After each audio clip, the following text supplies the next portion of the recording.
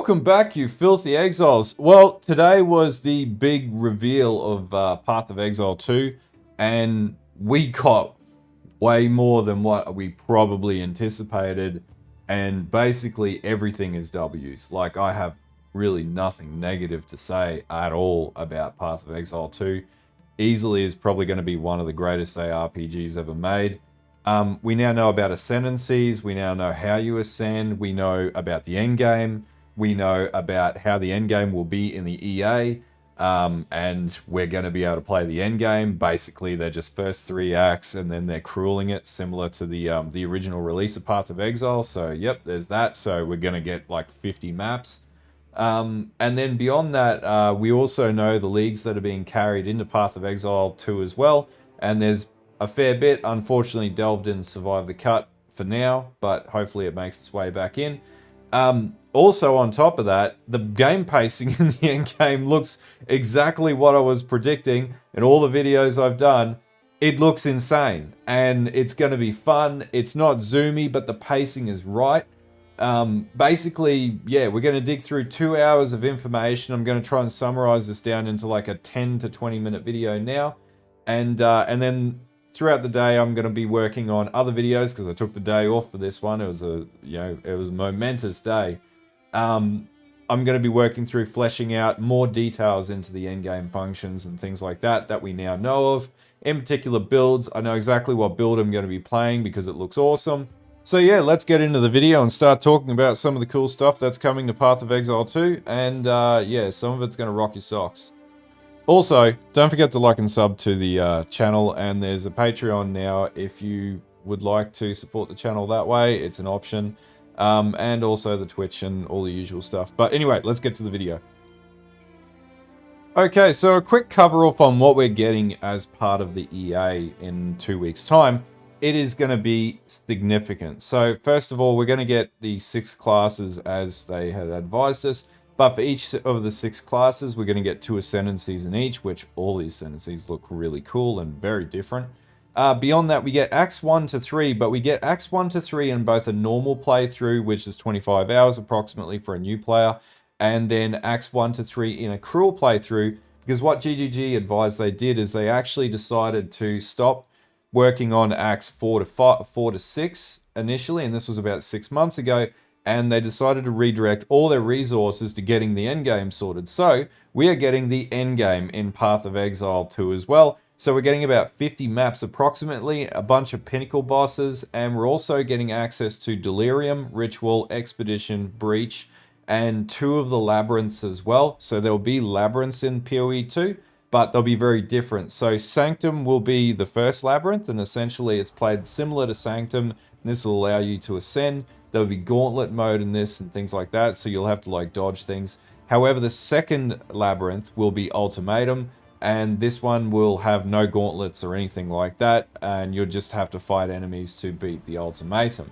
Now, beyond that point, there's the mapping system, still referred to in the language as a bit confused, but it's called the mapping system, but they refer to the map areas that you move through as waystones, and so you need to complete each waystone to progress your map, and the map is nothing like how it looked in Path of Exile 1, and we'll talk about that further in this video. In between here, pinnacle bosses are sprinkled in between these maps, and also I believe it's like every 4 maps you fight a major boss, something like that. That's what they mentioned in the video. Outside of that, they're also obviously giving us access to crafting as well. So basically, the crafting system's a lot easier to approach, and we'll talk about that as we go through. Additionally, too, there's going to be sockets in items still, but the sockets are going to be different to Path of Exile 1. They'll be similar to the Rune socketing system in Diablo 2. So basically, you'll be able to farm jewels that you socket into the gear that you have on your character. Some Ascendancies, such as one of the Ascendancies on the Mercenary, is much more geared towards doing this. And additionally, I think you can have up to 12 skills on that Ascendancy as well, maybe a few more. But we'll talk about that very shortly. And then obviously the last one is trinkets, and adding trinkets in to compensate for flasks. And essentially these auto trigger when they meet certain ailment conditions. So trinkets are automated, which is fantastic. Anyway, this is just some of the stuff that we'll be covering off in this video. There is an enormous amount of content that was covered this morning. Beyond that point, also just the look and feel of the game just looks really good, and you'll see that in the footage as you see it sort of play through. And I am sufficiently impressed. The EA is going to be robust. Also with the EA, they're planning to basically have that run over the Christmas period. So essentially you're going to get to the late February period where that's where we'll get the next league for Path of Exile 1, according to what the devs have advised. They also advised that they anticipate 6 months would be around about the average amount of time until the full release of the game, when the rest of the Ascendancies would come out with the rest of the characters and whatnot too. But that's speculative at this stage. They're saying no more than 12 months at the very latest of that production cycle. So that's positive as well. That being said, there's enough content in here to keep us going for ages, and we'll be able to play to level 100 as well, from what I could see too. Okay, so in relation to crafting, they basically said that things like Exalted Orbs are probably going to be the new form of chaos in the game. It's going to be much more common to get a lot of crafting drops on the ground moving forwards. As you can see in the background too, it's really easy to craft gear up moving forwards without too much hassle. Things like essences will be in the game as well, so they've added essences back into the game to allow you to craft further onto things, as well as, you know, other means that we'll discover over time too. And drops overall will be more significant, and you'll be able to gamble at the vendor and also get currency through the currency trade window. So basically, crafting and currency will be really robust and easy to get moving forwards, potentially, with the bigger drops like, you know, maybe not divs, but, you know, chaos orbs being more equivalent to divines. That's basically what they were talking about in the Q&A at the very end.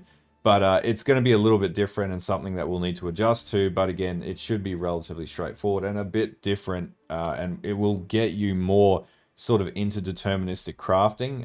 And it's going to be a lot easier to get the gear that you need without having to go onto the market and buy ridiculous amounts of gear that's expensive, you know, from a currency standpoint. So that's basically what we're going to get from the crafting standpoint as well as currency standpoint. So moving forwards, we'll also be essentially getting rune sockets into gear as well. So similar to like Diablo 2, you'll be able to get socketable runes that go into your gear that give you specific attributes that actually stack up, and you can get further implicits onto your gear. So similar, unlike how Path of Exile 1 worked, where you had sockets built into the gear and then that's how you put your skills in. The skills will be built into the skill, or the skill gems will be built in the skills themselves, and then basically you unlock those over time and apply that into your 9 skill sort of tree sort of thing. But the actual gear that you're running, you'll be itemizing your gear more so you'll be able to really balance your character out and customize it heavily, tank it up, make it faster, make it more nimble, however you want, and then combine different rune configurations and whatnot. Or dual configurations, sorry. So essentially they're adding in the rune/dual system from Diablo 2 into Path of Exile 2, and it looks freaking awesome. Now in relation to the next area, which is the Ascendancies, Sorc has 2 Ascendancies that they're revealing to us so far. One being the Stormweaver. This one's like a lightning and shock based elementalist sort of variation of the class. The second one is called the Chronomancer, and essentially the Chronomancer can manipulate time. It's like the armor piece that could use time manipulation or temporal rift to sort of teleport and relocate slow enemies. There's like a skill where you can basically freeze enemies in place. Looks really cool, and you know what, I don't even know how we're going to build around that, but there's going to be tons of different variations of builds that are going to abuse that Ascendancy.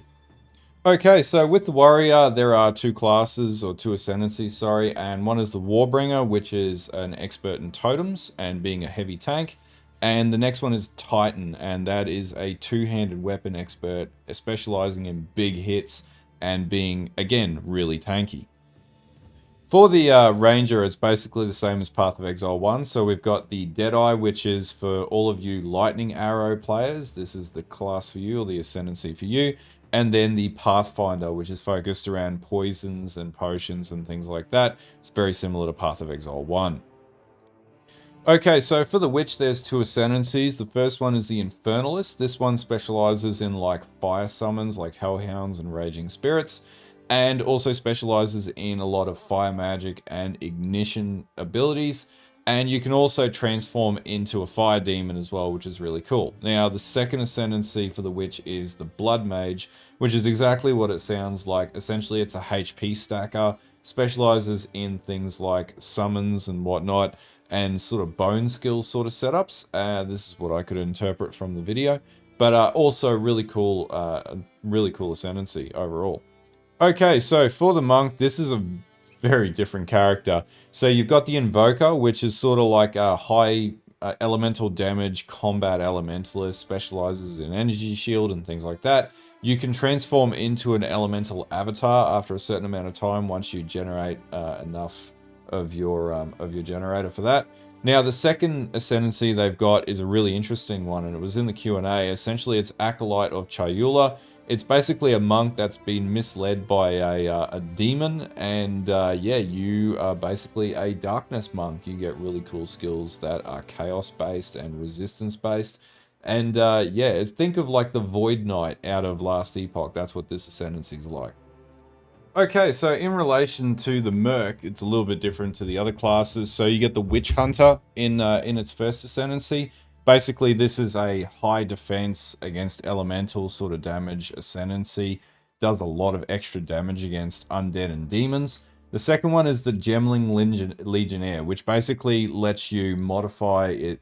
You know, it has attribute mitigation, similar to like the old series foil. So you don't need as many attributes to get the build up and running. The other thing that it sort of has as well as extra skill sockets as well, or slots, so you can have more skills than the 9 skills that are there. And the other thing that it takes advantage of is gems that you can put into your gear and basically buff up your character as well, from what I could read from the Ascendancy and what they showed. Now, in Path of Exile 2, they also mentioned that there is basically a function similar to Lab. Now, in the EA, we get access to 2. The first basically looks like Sanctum. Now, the Lab equivalent now can be sort of mixed and matched. So if you don't want to play Sanctum, you could play the second one, which in this case is an Ultimatum equivalent. Essentially, it has the Troll Master, and potentially you can fight the Troll Master in there. So it's not too bad. Now, of the 4 that they'll offer in total, you could like cap out any of. And essentially what they've done is fold the previous League mechanics from Path of Exile 1 into this. So the ones we know of so far are Sanctum and are Ultimatum. And yeah, essentially you get a reward at the very end of it. You get access to potentially fight a boss as well. And you get your Ascension point. So if you just want to farm Ultimatum as an example, you could just do Ultimatum 4 times. This is basically how they coined it in the video. And you could ascend 4 times using the Ultimatum trial. So is it better than Lab from PoE 1? Yeah, I'd say it's probably better. It's definitely a lot more tedious, but also at the same time, it's a lot more creative and encompassing the old mechanics. Also, that being said, they said that the Sanctum would have gauntlet mode or gauntlet elements to it, but the Ultimatum is just going to be bash your way through an ultimatum field of enemies and make your way to the end of the ultimatum. And I think you have to do that 4 times, something of that nature, and then basically you can ascend. So it's hopefully a little bit easier. Also, it's built into the quest line as well initially, so you can redo it as many times as you need to, and they articulated that in the Q&A. Now, as you can see on the screen is the mapping system. So it sort of works the same, except it's totally different. It very much works like the Echo system out of Last Epoch. So you get what's called waystones, and then as you progress the waystones, and this is like your tier 1 through to 16 sort of thing, then you can progress around the map, unlock new areas and all that sort of jazz. Now, if you fail a waystone, then essentially you cannot pass that waystone. And that's the one complication that we saw on stream, which is what happens if you fail every single waystone and you can't get away from the go point? Well, that's going to be a really interesting one, and I don't know the answer to that because I didn't really talk about that. But basically in here, there's also nodes that you can see sprinkled around where you could access pinnacle bosses or other types of bosses throughout, or other content specifically related to previous sort of league content and all that sort of jazz. So there's some really interesting things with this. There's also drops that you can get from the maps which allow you to activate different instances too. And they've also brought things back like in Expedition, so you can do, you know, your Expedition maps and things like that. So it's quite a robust system, looks totally different to how we're used to the previous game. Also, corruption gains onto the map as well. So basically, similar to the original Path of Exile Atlas, where you had corruption on your map, it works sort of similarly to that. And so if you go into a zone with corruption and enter into a map that's covered in an afflicted corruption, then basically, yeah, you're going to have a harder instance on your hands. So the other comment they also make in here is because you can see where the bosses are on the map, you can choose to fight them or you don't have to fight them at all. And that's an option you can absolutely exercise in Path of Exile 2 in the new mapping system. Okay, and as per good form, the Atlas tree is also coming back to Path of Exile for the Atlas or the map as well, but it's a little different in form this time. So basically the key elements that are going to be in the tree will be split out. So the center point of the tree is set up so it's more generic, and then on the outside are the specific points in relation to Delirium, Ritual, Essence, things like that moving forwards that are making their way back into the game. So also being added into the game is Expedition at this stage, and Breach is being added into the game. And might I add, the rings that drop from Breach are actually going to be good in Path of Exile 2. So they basically have implicits that modify the overall stats on the ring by a arbitrary percentage, which can make for some really, really powerful rings, which you'll be able to use in Breaches and generic content as well. It should also be added that both for Ritual, the King of the Mist is coming back into the game, and for Delirium, which is being added back into the game, you'll also be able to farm up and do simulacrums again as well. Okay, so some other pieces of information that I picked up as I was sort of going through the video and listening to everything. Support gems, you'll only be allowed one type of support gem or one version of a support gem in every, essentially overall. So for example, you couldn't have multi-strike on 2 skills, you can only have multi-strike on 1 of your 9 skills. So there'll be a significant increase to the number of support gems in the game because of this reason. Beyond this point, also, essentially there will be more storytelling in the game. So they obviously released the campaign trailer, which is fantastic, by the way. I would actually put it as better than a Blizzard trailer. Like, it's not very far off. They are really going hard. But they basically articulated that they're keen to tell the story a lot more coherently than in Path of Exile 1. PoE 1, we don't really pay attention to the story. In PoE 2, is going to be more focused on the story. So they have that first cinematic, but they also have like sort of artistic styled cinematics in between, probably similar to like Wolcen. But obviously this isn't Wolcen, so you know. Now, beyond this point, they also articulated that to do like the Sanctum, for example, to get your first Ascendancy, the honor system which is used in that scales off your defenses. So the more tanky you are, the easier that's going to be. So that's very similar to Path of Exile 1. And the biggest thing that I noticed was exactly the comment that I made around game speed. The game does not look slow. If we watch all the footage in the background on this video as you've been sort of trailing through, and in the links below, there is nothing slow about this game. And in fact, it's actually quite fast, and its pacing is well put together because of the way that skill combinations work, which was a thing that we surmised a little while ago. I find that this is really good and up my alley, as well as like, you know, having big like one-hit skills with tanky characters and stuff like that. Sort of feels like the right playstyle. So for me, I'm going to be playing the Warrior because it just looks like a hell of a lot of fun. But also the pacing's really good. The Monk looks absolutely amazing. And that's also going to be a really cool Ascendancy or class to try out as well. But overall, the game looks really well constructed, and I think this endgame sort of showcase puts to rest a lot of the doubts that we previously had about Path of Exile 2 around that endgame pacing and whether or not it would be like Dark Souls. It is definitely nothing like Dark Souls at all. Okay, so I tried to compress like a fair bit of content down into a digestible amount that, you know, if you didn't have like an hour and a half, 2 hours to sit down and go through it all, maybe this video is good for you, and yeah, it gives you the critical information you need. I'm going to be going through the systems they discussed in a lot more detail and really breaking it down over the coming days, and maybe another video out by this evening. But overall, yeah, I'm really impressed with the game. The reveal was absolutely nuts. I don't think I've seen as many people tuned in to a Path of Exile stream in my entire life in the last like 11, 12 years. And yeah, overall, it should be a fantastic game when we get to the 6th of December. Anyway, if you like this content, don't forget to like and sub. If you think I look a little shabby today, it's my day off, and I've just had a burrito, and it was awesome. But also, don't forget to follow the Twitch and the Patreon if you so choose to, and the X as well. And I've got the second channel on the go too. But stay tuned for tons more Path of Exile 2 content. I'm going to be a mad lad with making videos around builds and everything else informative around Path of Exile 2 moving forwards. And yeah, have an awesome day, everybody.